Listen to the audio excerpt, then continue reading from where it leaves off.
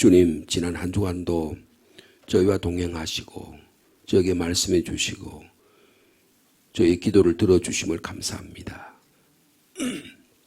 특별히 지난 한 주간은 상주 지역의 기독교 모든 교회들이 함께 모여서 부흥성례를 통해서 우리의 신앙을 다시금 확인하고 우리의 영적인 어두운 부분들이 밝아지며 또 하나님의 교회를 위해서 열심히 기도하게 하심을 감사합니다. 저에게 받은 말씀이 우리의 마음에 잘 새겨지게 하시고 하나님의 교회 공동체를 위해서 성령의 충만함으로 말씀과 기도의 능력으로 교회가 감당해야 될 귀한 사역들을 잘 감당하는 하나님의 교회 되도록 인도하여 주옵소서. 오늘도 저에게 말씀의 자리로 기도의 자리로 불러주셨으니 말씀 듣고 우리의 삶을 잘 또 하나님의 나라 위에서 섬겨나갈 수 있는 은혜를 허락하여 주옵소서. 기도하러 나왔으니 우리에게 기도의 능력을 더해 주시고 응답받고 돌아가도록 축복하여 주옵소서. 예수님의 이름으로 기도하옵나이다. 아멘. 마태복음 10장의 말씀이 되겠습니다. 마태복음 10장 34절에서 39절까지 말씀입니다.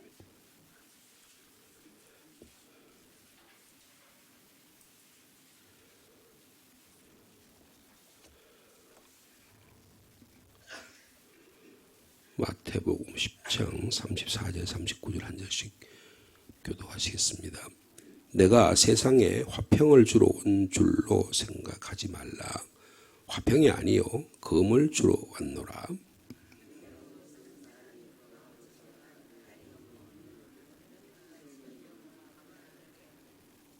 사람의 원수가 자기 집안 식구리라.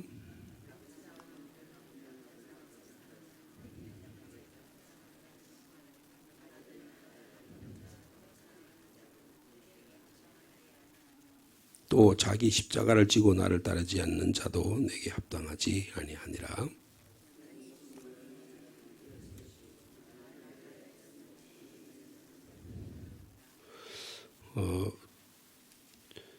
우리가 좀 본문의 말씀을 이해하기 좀 어려운 그런 경우가 많이 있습니다. 마태복음 5장 9절 말씀을 보면 화평하게 하는 자는 복이 있나니 그들이 하나님의 아들이라 하나님의 자녀라고 일컬음 받을 것이다. 이렇게 말씀해 주셨거든요. 근데 오늘 본문에 보면 내가 화평하게 오른 게 아니라 불화하게 하기 위했다. 이런 말씀을 하셨어요. 그래서 진정한 화해, 진정한 용서, 그리고 진정한 사랑의 관계가 뭔가 하는 것을 예수님은 다양한 각도에서 우리에게 보여주신 거라 그렇게 볼 수가 있습니다. 저희들이 지난 이제 8월, 9월 한 두 달 동안에 신앙적인 건강한 모습, 성숙한 신앙의 모습, 이게 뭔가 이런 것들을 살펴보고 있는데 결국은요 하나님의 말씀과 기도를 통해서 성령이 우리의 마음을 주장하신 일이 가장 중요한 일이다 그렇게 볼 수가 있습니다. 진정한 관계는 어제 그렇게 말씀드렸죠. 하나님과 나와의 관계, 그리고 나와 나 자신과의 관계, 그리고 나와 다른 사람과의 관계. 조금 더 나가서 말씀드리면 내가 관계하고 있는 여러 사물이라든지 물질이라든지 시간이라든지 내가 이해하고 있는 가정, 국가, 공동체 이런 것과의 관계 속에서 내가 어떤 올바른 관계를 유지하느냐 하는 것이 대단히 중요하다는 것입니다. 예수님께서 화평하게 하는 자는 복이 있나니 하나님의 아들이라 일컬음을 받을 것이며 라고 말씀했을 때에 예수님의 말씀을 잘못 해석하는 경우가 있을 수 있습니다. 다시 말하면 상대방이 불쾌하지 않도록 내가 그 사람의 요구를 들어주고 달래주는 것을 화해라 이렇게 생각할 수가 있다는 것입니다. 그러면 저 사람하고 늘 관계가 너무 어려워요. 늘 감정적으로나 저 사람 인격이나 삶에서 말하는 툴을 봐가지고 너무너무 다루기 힘들 경우가 많습니다. 근데 여러분 나만 그럴까요? 상대방도 그럴 수가 있는 것입니다.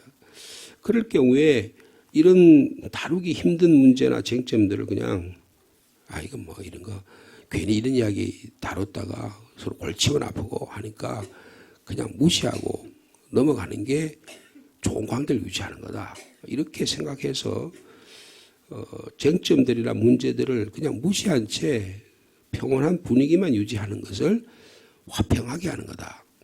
이렇게 생각해서는 안 된다는 거예요. 그러니까 갈등과 대립이 두렵고 무서워서 사람들의 기분을 맞춰주는 것, 이거를 화평하게 하는 거다. 사람들 그런 분이 있잖아요. 아주 친절하게 상대방의 말을 다 이렇게 들어주고 다 맞춰주는 것들을 화평하게 하는 거다. 그렇게 생각할 경우가 있다는 것입니다. 예를 들어서 남편이 말이에요. 맨날 술 먹고 밤에 늦게 들어와요.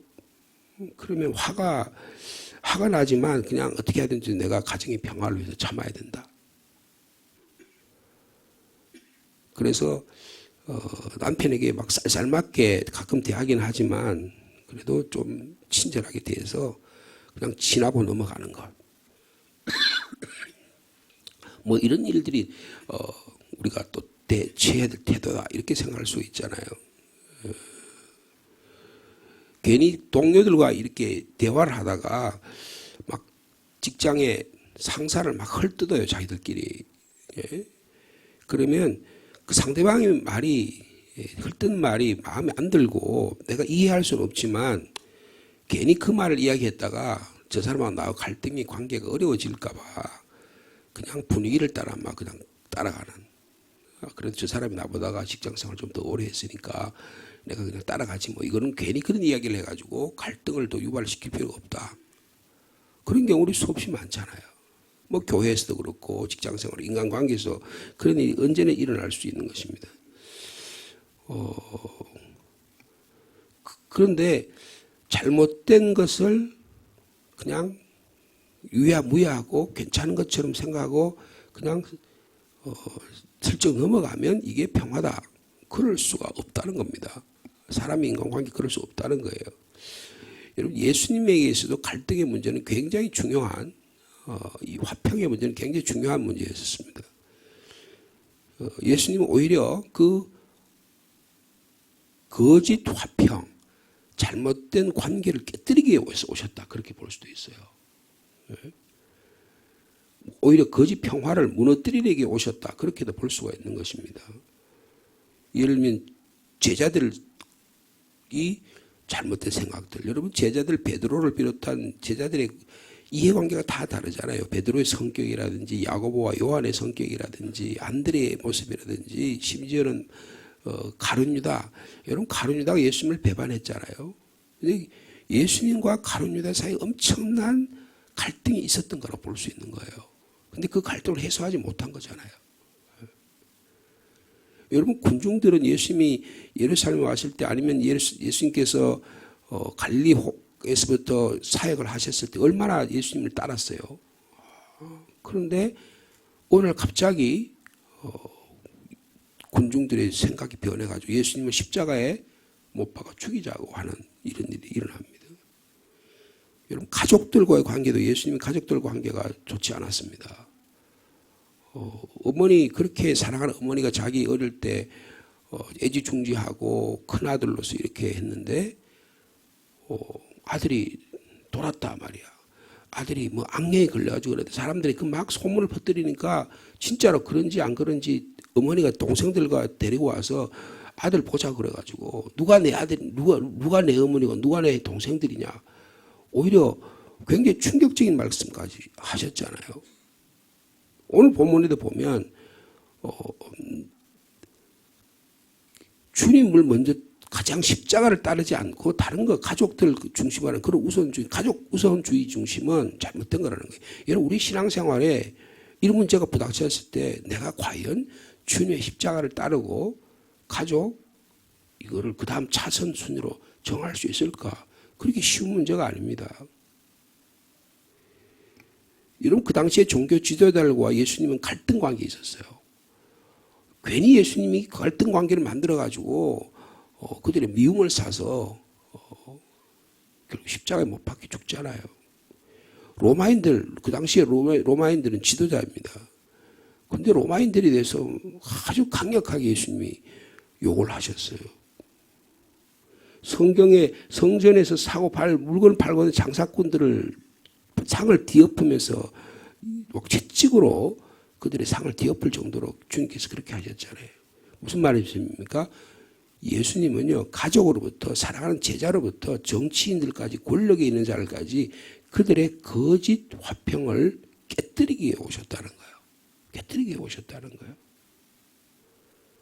그러면서 심지어는 가족들 안에 있는 거짓 평화를 깨뜨리시면서 진정한 평화가 화평이 무엇인지를 가르치려고 하셨다라는 거예요. 오늘 본문에 그랬죠. 내가 세상에 화평을 주러 온 줄로 생각하지 말라. 화평이 아니라 검을 주러 왔다. 내가 온 것은 사람이 그 아버지와 그리고 딸이 어머니와 며느리가 시어머니와 불화하게 하려 함이니 사람의 원수가 자기 집안 식구라. 여러분 이게 신앙적인 면에서 굉장히 깊이 있게 생각해 보아야 될 그런 거라고 볼 수 있습니다. 제가 언젠가 한번 그런 말씀 드렸죠. 제가 독일에 유학 생활하는데 중국 대만 분에게 복음을 전했더니 이런 본문이 있는데 어떻게 가족 간의 관계를 깨뜨리겠어. 예수님이 왔다는 내가 어떻게 복음으로 믿어드릴 수 있냐, 받아들일 수 있냐, 그런 대화를 했다는 한 말씀을 드린 적이 있어요. 그러니까 오늘 이 본문의 말씀은 우리 그리스도께서 다스린 나라, 예수님이 통치한 나라에는 거짓과 가식을 버리지 않고는 참된 평화가 있을 수 없다는 것입니다. 예수님께서 마태복음에 가난한 자는 복이 있다. 온유한 자는 복이 있다. 마음이 청결한 자는 복이 있다. 긍휼한 자는 복이 있다. 그렇게 말씀해 주셨어요. 그럼에도 불구하고 우리의 삶 속에 해결되지 않는 문제들이 참 많다는 거예요. 근데 여기에 그냥 이 거짓 평화에 안주하면서 그냥 좋은 게 좋은 거고 그냥 따라가지 뭘 그걸 가지고 괜히 갈등을 만들어서 이렇게 만드냐 이렇게 생각한다는 거예요. 근데 이것에서 우리의 결혼 생활, 자녀를 키우는 문제, 교회 내에서의 사랑과의 여러 가지 사역들을 감당하는 거, 인간 관계의 모든 문제에 있어서 이 갈등을 어떻게 해결하고 극복하느냐가 대단히 중요하다는 것입니다. 근데 대부분의 경우에 이걸 참 피하고 싶고요. 가능하면 이거 그냥 유야무야하게 넘어가고 싶어요. 근데 이 가장 중요한 게 뭐냐면 의사소통입니다. 의사소통이에요. 그래서 우리가 이 말하고 듣는 훈련을 많이, 그래서 훈련하는 일이 대단히 중요하다. 이게 특별히 우리 경상도 분들은요, 어감이 좀 강하단 말이에요. 어감이 강하면 상대방이 오해할 수 있어요.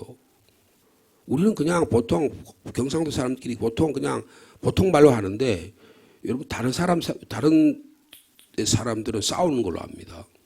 싸우는 걸로 아는 거예요. 저희 집 사람이 서울 사람이거든요. 근데 우리 집에 오니까 우리 집이 막 싸우는 것 같아요. 막 보통 말하는 게 싸우는 것 같아요.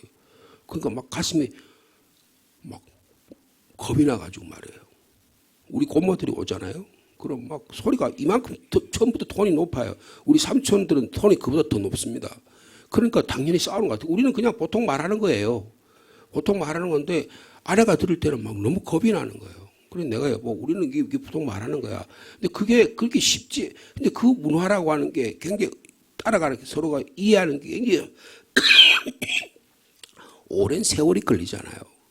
우리 삼촌이나 우리 고모들이야 1년에 한두 번 올까. 요새는 우리도 벌써 자기들 가족들이 다 3대니까 이제 우리 할아버지 돌아가시고 나니까 우리 고모가 오겠어요. 그죠? 그러니까 별로 그렇게 삼촌들이 그렇게 자주 안 오신단 말이에요. 우리 할아버지 살아 계실 때는 저희 집에서 주로 모였기 때문에 다 그렇게 그런 일이 있지만은 이제는 그런 갈등 관계에 별로 문제가 안 돼요. 그죠?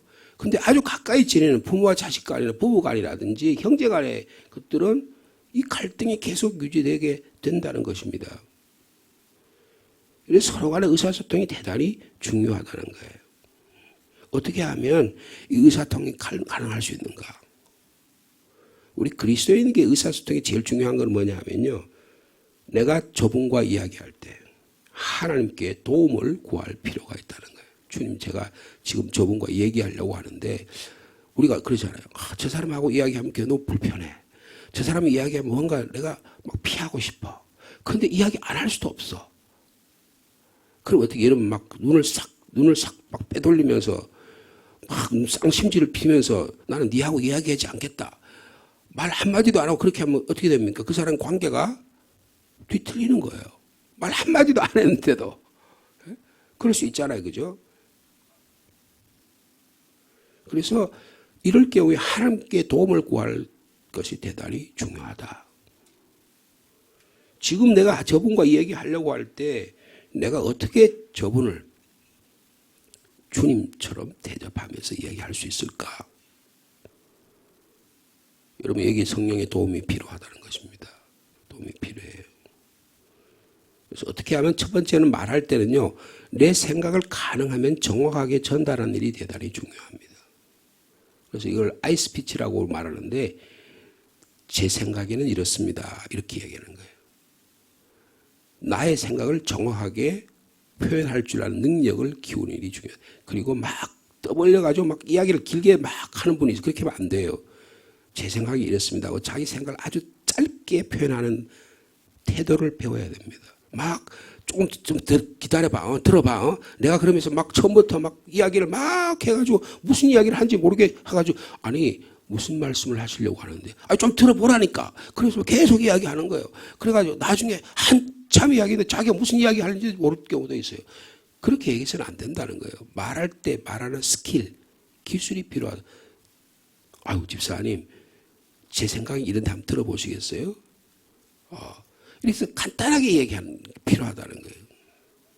그런데 상대방이 표정을 보면 잘 못 알아들을 수도 있다고 생각하잖아요. 그러면 제가 말씀드리는 게 잘 이해가 안 되세요?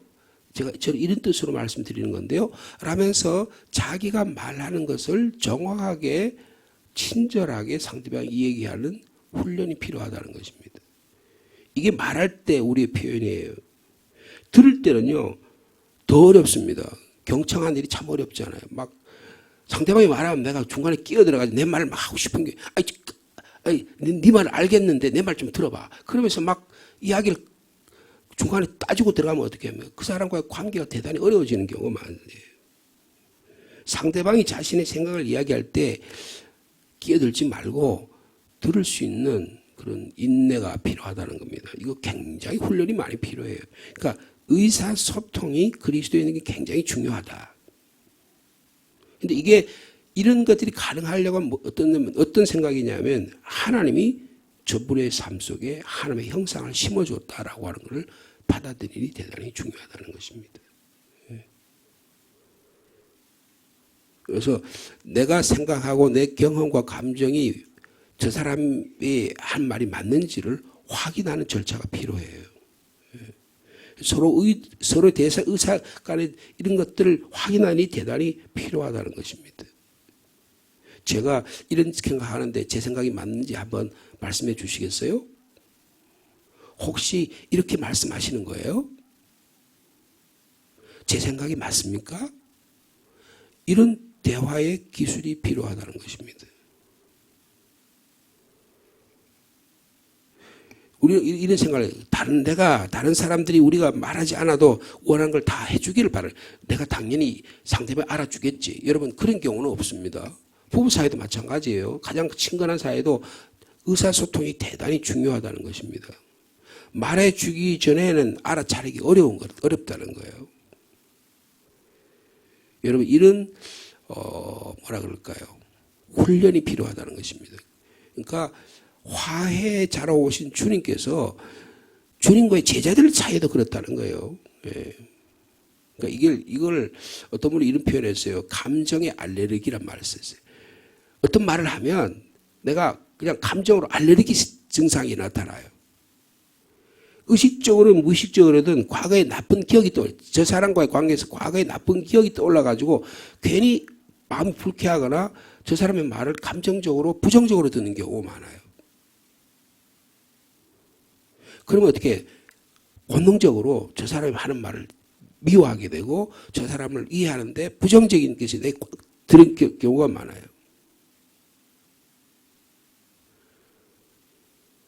여러분 예수님의 제자들을 모아놓고 했는데 제자들이 영적으로 성숙하지 못했습니다. 아까도 말씀드렸는데 베드로가 성격이 급했잖아요. 말 실수도 많았어요. 막 앞에 한 말하고 뒤에 한 말이 그냥 어긋나는 말이 많았어요. 예수님이 인내하시면서 제자들을 베드로를 훈련시키셨습니다. 성령의 역사가 일어나니까 베드로가 베드로 전후서를 썼습니다. 여러분 베드로 전후서를 읽어보면요. 야 어떻게 저런 글을 쓸 수 있을 정도로 영적인 성숙함이 나타나요. 여러분 사람이 글을 써서요. 상대방의 설득력 있는 말을 한다고 해서는 성숙하지 않고는 일어날 수 없는 일입니다. 여러분 안드레요. 굉장히 내성적인 사람이었었어요. 아주 조용한 사람이었습니다. 그런데 안드레가요. 형을 전도를 한 사람입니다. 네? 오병이어의 기적이 일어날 때 안드레가 그 아이의 음식을 가져와서 예수님의 기적을 일어나게 하는데 아주 적극적인 활동을 한 분이 안드레예요. 여러분 야고보 요한 우리의 아들이라 그랬잖아요. 보안어게라 그랬잖아요. 성격이 급하고 참을성이 없어서 그리고 아주 야망이 컸습니다. 베드로가 있는데도 불구하고 자기가 예루살렘 올라가면 예수님이 자기 자리를 첫 번째 자리를 자기 형제가 차지하려고 아주 어머니까지 동원했던 사람이에요. 그런데 여러분 야고보가 첫 번째 순교자였었습니다. 여러분 요한은 제일 오래 살았는데 예수 그리스도의 사랑을 전하는 사랑의 사도였었어요. 여러분 빌립이라는 사람은 어떤 사람입니까? 의심이 많은 사람이었어요. 무슨 예루살렘에서 무슨 선한 것이 나겠느냐? 그리고 사람이 좀 좁아가지고요. 비전도 별로 없었어요. 그런데 하나님이 이 비전을 빌립이라는 사람을 귀하게 씁니다. 나다나엘이라는 사람은 아주 편협하고 독선적인 사람이었어요. 마태는요. 가버나움에 살면서 세리 역할을 하면서 사람들을 괴롭혔던 사람입니다. 그런데 마태복음을 쓰잖아요. 도마 우리가 알듯이 요한복음에 보면 의심이 가장 많은 분이었습니다. 비관주의자였다고 회의주의자였다고요. 이처럼 예수님의 제자들은요. 그럼에도 불구하고 예수님이 인내하면서 이 제자를 3년 동안 가리키니까 위대한 하나님의 사람으로 다 순교자로 하나님이 사용하셨다는 것입니다. 여러분 우리의 삶 속에서 주님이 우리의 삶에 진정한 화해자로 오셨습니다. 주님만이 진정한 화평을 우리에게 가져다 주십니다. 여러분 가족 간의 관계, 사랑과의 관계에서 진정한 화평자로 오신 주님의 이 놀라운 능력을 덧입어서 이 한 주간도 우리 안에 내가 하나님과의 관계 그리고 나 자신과의 관계, 사람과의 관계, 특별히 성도들과의 관계에서 화평을 이루며 살아가는 저 여러분 되기를 축복합니다. 이거 훈련이 필요하다 말씀을 드렸어요. 말하고 듣는 훈련이 필요하다는 것입니다. 그러니까 책도 읽어야 되고요. 요새 유튜브 같은 거 좋은 프로그램이 있잖아요. 거기서 어떻게 하면 내가 말하는 것을 배울까? 저희들이 필요하면 저희 교회에서도 이런 좀 과정을 가지고 대화하는 법도 배우고 제자 훈련을 통해서 이런 훈련하는 것이 필요하다고 생각합니다. 여러분 여기는 왕도가 없어요. 우리 지난번에 수련회 부흥회 갔을 때 그런 말 했죠. 신앙에는 왕도가 없다 그런 말씀 우리가 배웠잖아요. 그죠? 이건 훈련하지 않고는 신앙생활을 오래 했다고 되는 게 아닙니다. 이거는 철저하게 훈련받지 않고는 일어날 수 없는 일이에요. 가장 우리 생활에서 우리 신앙생활의 중요한 한 부분은 언어 생활입니다. 언어 생활에 승리하게 되면 많은 부분에서 하나님이 우리를 귀하게 쓰셔서 우리를 온순하게 화평한 자로 쓰셔서 하나님의 일을 만들어가게 해주실 줄 믿습니다. 여러분 하나님이 여러분 한 분 한 분에게 하나님의 형상을 심어주셨어요. 이 하나님의 형상을 잘 만들어가는 여러분 되시길 축복합니다. 그러면 우리의 연약한 부분들 우리 각각의 들이 저게 부정적인 삶의 요소가 아니라 하나님은 그런 것들을 귀하게 다듬어서 그분의 그런 귀한 소질과 여러 가지 성격과 인격들을 하나님이 사용하셔서 하나님의 귀한 일로 감당하게 하신다는 거죠. 베드로가 좀 성격이 급하지만 아주 추진력이 있으니까 하나님의 일들을 감당하잖아요. 하나님의 주의 종으로 놀라운 일들을 감당하잖아요. 사도 바울 성격이 보통 꼼꼼한 사람이 아닙니다. 자기 영적인 스승이라고 말할 수 있고 영적인 아버지라고 말할 수 있는 바나바가 하고 하는데 갈등해가지고 바나바하고 대판 싸워가지고 여러분 마가를 데려가냐 안 데려가냐 싸우다가 결국은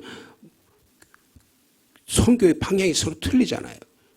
그 나중에 가면 막 베드로는 이 바울이 말이에요. 바울이 이 화해를 합니다.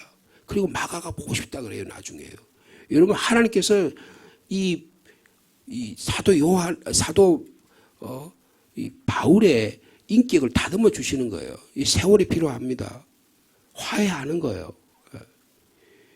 여러분 성령께서 우리 가운데 찾아오셔서 화해자로 오신 주님의 놀라운 일로 해서 아름다운 사랑의 관계를 만들어가는 오늘 하루의 삶이 되기를 축복합니다. 걸어가신 하나님 아버지, 저희는 갈등 가운데 있습니다. 저희들은 화해하지 못한 요소 때문에 때로는 끙끙 앓기도 하고 때로는 분노하기도 하고 때로는 이해하지 못해서 힘들어할 경우 참 많습니다. 예수님의 12 제자가 다 그러했고 우리의 가정과 우리 인격이 삶의 다 모습이 그러합니다. 그러나 하나님은 우리에게 귀한 하나님의 거룩한 성품과 하나님 닮은 형상을 우리에게 심어주셨으니 주님이 살아오신 모습대로 우리가 대화하며 말씀을 나누고 듣고 이야기함으로 우리 안에 화평의 관계가 이루어지는 우리 가정, 우리 성도들 되게 하여 주옵소서. 이런 일을 위해서는 훈련이 필요하다고 말씀을 들었습니다. 성령께서 우리를 훈련시켜 주셔서 내가 하는 말을 이 말이 하나님의 뜻일까? 하나님께서 어떻게 저분과의 관계에서 이 말을 통해서 말씀하기를 원하실까? 저분이 어떤 의도로 그런 일을 하려고 할까? 주님 우리의 인격이 온전히 드러나는 우리 언어 생활이 되도록 축복하여 주옵소서. 우리는 너무 거칩니다. 우리는 너무 급합니다. 우리 생각을 너무 빨리 전달하려고 하다가 우리 생각까지도 전달하지 못하는 경우가 참 많습니다. 우리는 늘 넘어지는 자요, 실패하는 자요, 또 불편한 자입니다. 주님 저의 언어 생활을 순화시켜 주옵소서. 우리의 말을 거룩한 말이 될 수 있도록 인도하여 주시옵소서. 말의 실수가 적은 자면 참으로 존귀함을 받는 자라고 사도 야고보는 우리에게 가르쳐 주셨습니다. 우리 언어 생활이 주님 안에서 거룩해지고 깨끗해지고 맑아지는 저희 삶이 되도록 축복하여 주옵소서. 성도들에게 친절한 말을 하게 하시고 가족들에게 부드러운 말을 하게 하시고 하나님 아버지 우리의 삶의 인격이 성령님의 도우심을 받아 하나하나 깨끗해지고 거룩해지는 삶이 될 수 있도록 인도하여 주시옵소서. 주님 가을에 접어들었습니다.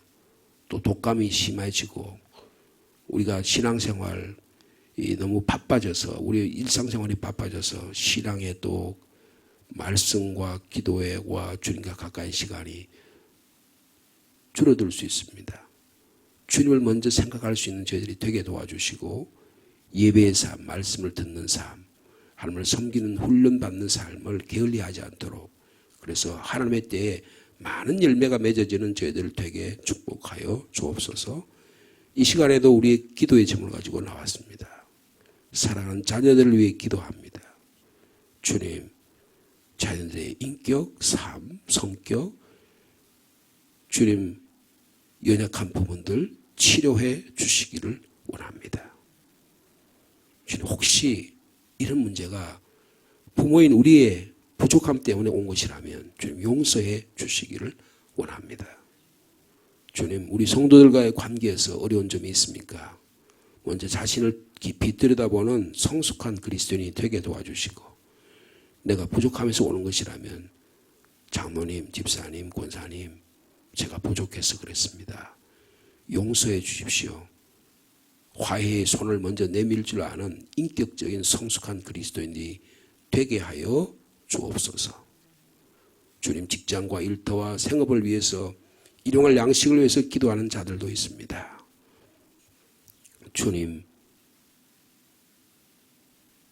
도와주시고 인도해 주셔서 무엇을 먹을까 무엇을 마실까 염려하지 않는 그리스도인들 다 되도록 주께서 축복하여 주옵소서. 내일은 주님의 날입니다. 주님의 날을 잘 준비하는 날들이 되도록 축복하여 주시옵소서. 예수님의 이름으로 기도하옵나이다.